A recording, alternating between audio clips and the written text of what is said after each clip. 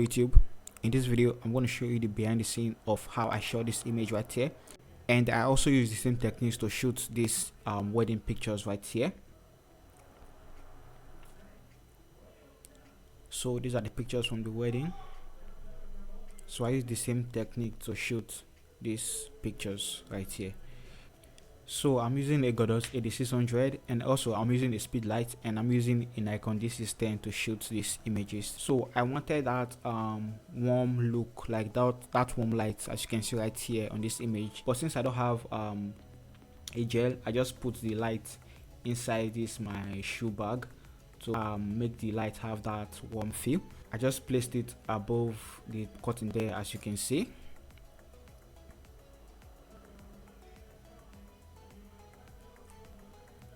After that, I just turn off the 8600. I'm just going to shoot right now with that light and see what happened. First of all, let me turn off the lights and show you what is going to happen when I turn off that speed light I placed up there.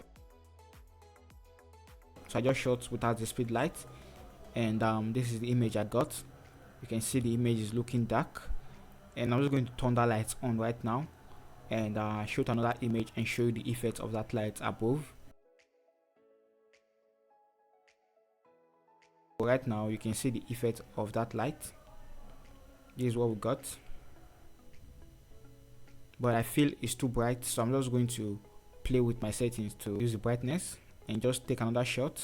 And I'm still going to reduce it a bit because I still feel it's looking a little bit brighter. So I'm going to take another shot. So I took another shot, and I think I like this one. So this is what I got, and I'm just going to turn on my 8600 and just add that 8600 to it, and I just feather it and I move it away from the subject because this is a small room, so I don't want the light to hit her directly. The light is going to bounce. So I just shot her with the 8600 turned on. This was the image I got. This was the image after Photoshop, and this was the raw image I got from this shoot right here. And I did the same thing for that wedding I showed you earlier. So guys, that's how I shot this image, and this is the behind the scene of this image you are seeing on screen. I hope you learned something for this video, and if you do, make sure to give it a like so more people can see this video and learn from this video as well. I'll see you guys in my next video. Stay creative.